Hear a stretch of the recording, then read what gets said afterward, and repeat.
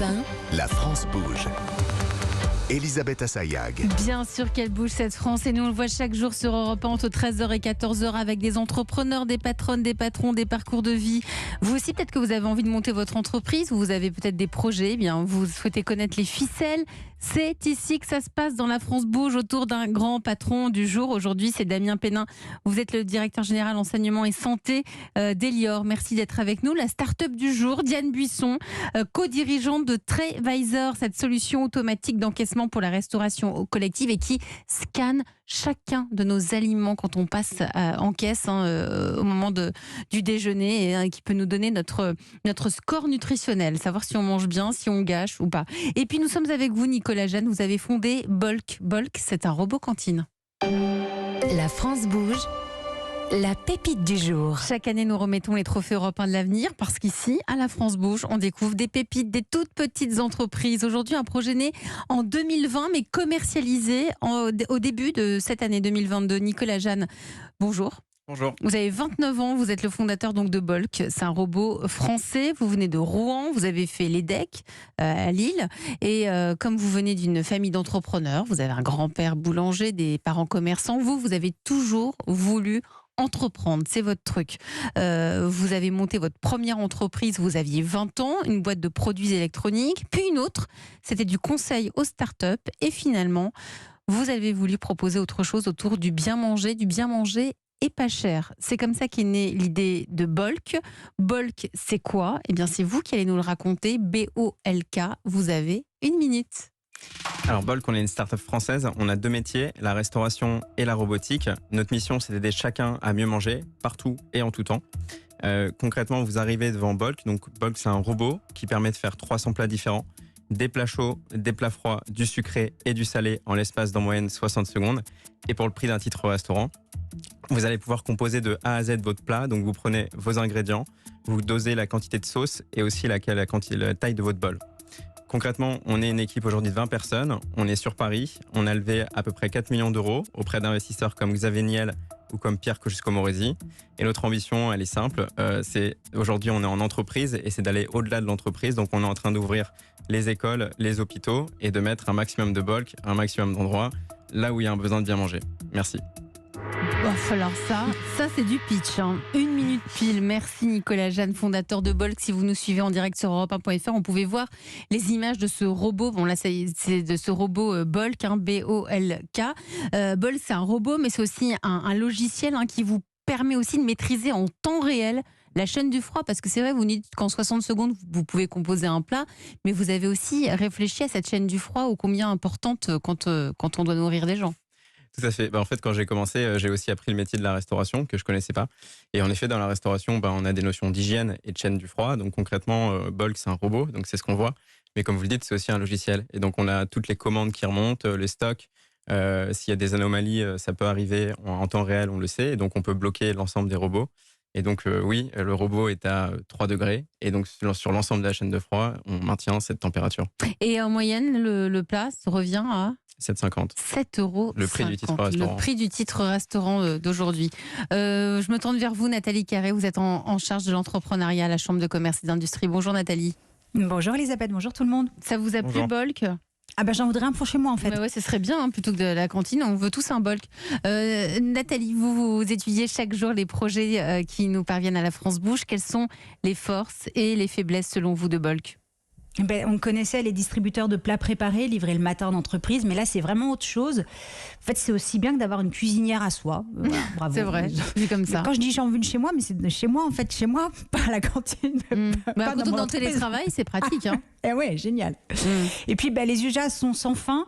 Il suffit qu'il y ait un collectif en fait de personnes pour que ça puisse être utile. Donc ça peut effectivement remplacer la cantine inexistante dans la plupart des petites entreprises ou être un complément des restaurants interentreprises par exemple.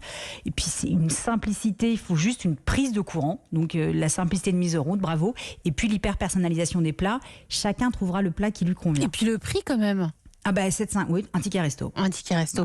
Il y a tout de même quelques points améliorés, Nathalie, que vous avez relevés, notamment sur le site internet de Bolk. Là, il y a des petites choses. Il faut expliquer et démontrer. Là, vous venez d'en parler, vous dites que c'est hygiénique. Vous dites juste c'est une cantine hygiénique. Mais comment est-ce possible, en fait, des tomates coupées en rondelles qui restent dans un tube pendant 48 heures, comment ça peut rester hygiénique? Expliquez tout le travail que vous venez d'expliquer à l'oral. Réalisez pour obtenir ce résultat, ça va rassurer. Vous parlez de produits frais. Comment vous dosez le remplissage d'études pour qu'il y ait toujours assez, mais que ça ne reste pas trop longtemps non plus dans l'étude? Vous dites qu'il y a 300 ou 350 combinaisons possibles ou des plats déjà prêts. Concrètement, comment on fait pour choisir? C'est comme sur la borne McDo, mais du coup, avec autant de combinaisons, les gens ils restent pas hyper longtemps devant l'appareil pour faire leur choix et donc ça bloque la file. Vous dites qu'il y a des plats chauds également, mais on réchauffe comment? Il y a une sorte de micro-ondes à l'intérieur de la machine. Alors du coup, les pâtes réchauffées au micro-ondes, c'est pas bon, non? Donc, comment vous gérez tout cela? Expliquez-le. Donc en gros, tout ça, il faut de la pédagogie. C'est ça que vous conseillez, Nathalie Carré? Et oui, parce que votre idée, elle est géniale, mais si vous voulez que les auditeurs qui écoutent l'émission recommandent votre solution à la RH ou à leurs dirigeants, il faut leur donner un peu plus d'infos. Et donc, en effet, pour le développement, vous pouvez démarcher les patrons de TPE, les hôpitaux, les écoles supérieures, les chantiers de BTP, qu'on leur Très passe bonne vite. idée, les chantiers de BTP. Et oui, parce que puis l'hiver va arriver, c'est manger chaud, c'est important. Gare et connexion, par exemple, pour vous implanter dans les gares, etc. Mais vous pouvez aussi utiliser le levier de vos bénéficiaires finaux qui seront ravis de manger sainement pour 7,50 € sans se déplacer chez le traiteur au bout de la ville ou sans payer de frais de livraison. Et évidemment, il faut récompenser ces personnes. Donc, par exemple, toute personne qui a recommandé votre solution à un décideur gagne un repas. Si le rendez-vous est conclu, c'est 1 semaine de repas. Et si un contrat est signé, c'est 1 mois de repas. Je vous informe que j'ai informé ma RH de votre solution hier. Ça vous plaît, Nicolas, comme idée? Écoutez, avec plaisir. On a besoin toujours de plus de clients. Si c'est win-win, pourquoi pas. Alors, rendez-vous pris avec la CCI. Allez, on continue. Alors, autre idée, est-ce que vous pourriez développer votre solution en marque blanche? Je pense à certaines boutiques de restauration rapide qui n'ont pas le temps de gérer toute la demande sur la courte pause du C'est-à-dire sans déjeuner, qu'il y ait écrit bulk, mais qui ait écrit le nom de la marque de l'entreprise. Par exemple, on utilise tout le système, mais avec une solution avec le nom de la boîte. Avec le nom de la boîte, exactement. C'est une bonne idée avec le restaurant. Et puis, dernière idée, le remplissage à la demande dans les entreprises qui organisent beaucoup de réunions. Parce qu'on a des plateaux repas qui sont quand même assez insipides. Et puis, en ce moment, depuis quelque temps, on gère toutes les contraintes alimentaires de chaque participant. C'est assez compliqué. Donc, une entreprise pourrait avoir 2 de vos machines, par exemple, et en fonction du nombre de participants à toutes les réunions qu'elle a tous les jours, vous venez remplir les tubes. Ça fera un sujet de conversation en plus entre les collègues et les organisateurs des réunions. On n'aurait plus à gérer ces problèmes de régime alimentaire. Comme ça, Bolk, ça devient le cuisinier personnel de toutes les personnes pressées mais qui aiment bien manger. Merci Nathalie Carré. C'est précieux ces conseils. Tout à fait. Vous avez noté? Bon, vous pouvez les réécouter. J'ai noté dans ma tête. Vous pouvez les réécouter. Damien Pénin, directeur général enseignement santé d'Elior. Quel regard portez-vous sur Bolk? Je porte un regard très positif. Aujourd'hui, la technologie doit concourir effectivement à l'innovation, à des problématiques. Des problématiques aujourd'hui sur tension du personnel, sur la capacité de produire et travailler différemment. Donc aujourd'hui, il n'y a pas d'opposition, c'est une conjugaison. Et effectivement, il y a un intérêt à regarder l'intégration. Vous pourriez travailler ensemble, vous pouvez faire quelque chose, non? C'est des sujets qui méritent d'être regardés et partagés, effectivement. Vous aimeriez travailler avec un groupe comme Elior? Oui, en fait, notre positionnement, on est plutôt en complémentarité. C'est-à-dire qu'on va arriver dans des organisations qui, généralement, sont à moins de 500 personnes. Et dans ces cas-là, on est en solution unique. Mais sur les organisations où il y a plus de 500 personnes, on arrive en complémentarité. Mais en fait, vous personnalisez le repas de chacun, finalement. Donc, vous êtes complémentaire à ce que propose un Elior, une offre plus traditionnelle. Il y a la partie, en effet, sur mesure. Mais il y a aussi d'autres bénéfices, à savoir le fait qu'on est ouvert 24 sur 24. Donc sur les cantines traditionnelles, les heures d'ouverture changent, mais on est entre midi et 15h. Mais pour ceux qui ont des heures décalées, ça peut être intéressant. Merci Nathalie Carré. Si vous aussi vous avez envie de venir pitcher votre projet d'entreprise ici sur Europe 1 dans La France Bouge, il n'y a qu'une seule adresse, Nathalie Carré. Et c'est e1-lafrancebouge@europe1.fr.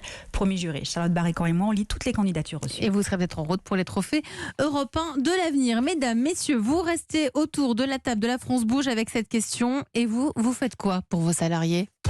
Europe 1, La France Bouge. Demain, au travail. Damien Pénin, vous êtes le directeur général enseignement et santé d'Elior. Vous dirigez 11 000 personnes. Il y a 21 500 salariés chez Elior, mais vous, votre périmètre, c'est 11 000 personnes. C'est une catégorie de population qui est particulière parce qu'ils sont à plus de 70% issus des zones prioritaires. Donc, vous les accompagnez comment pour que tout se passe bien? Parce que parfois, le travail peut être très loin de chez eux. Comment vous vous organisez? Alors juste, je tiens à rappeler qu'effectivement 11 000 salariés, à date, Nous sommes en recherche de 1100 collaborateurs dans Ah, en 1100 plus, vous CDI. recrutez. Donc j'en profite, si vous voulez aller sur elior.group et postuler, vous êtes les bienvenus.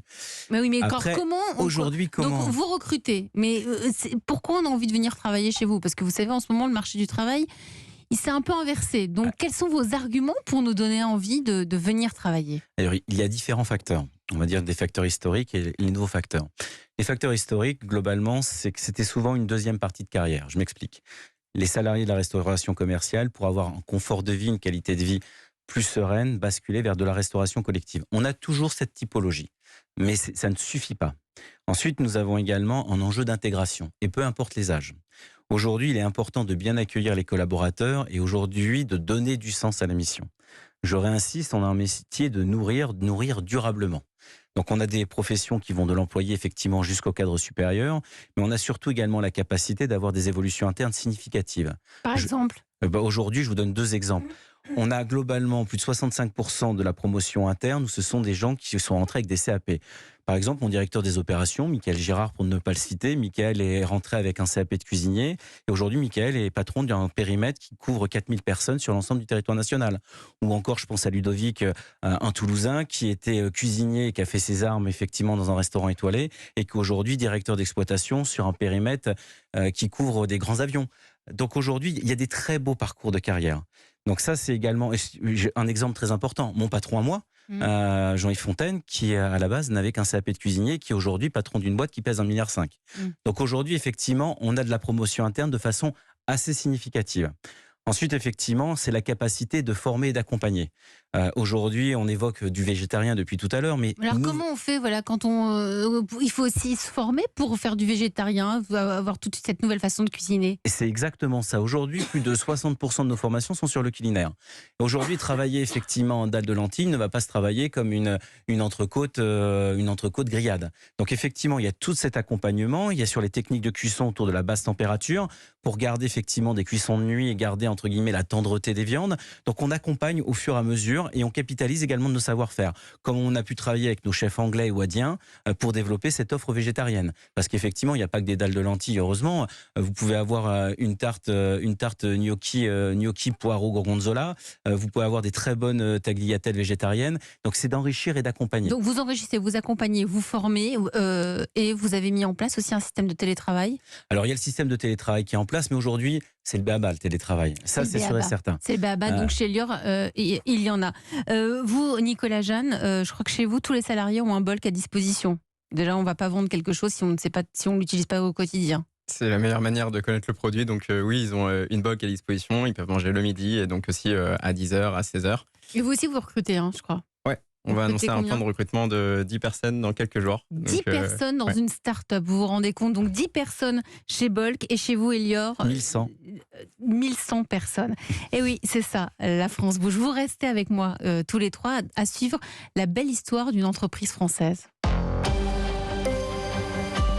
Europe 1.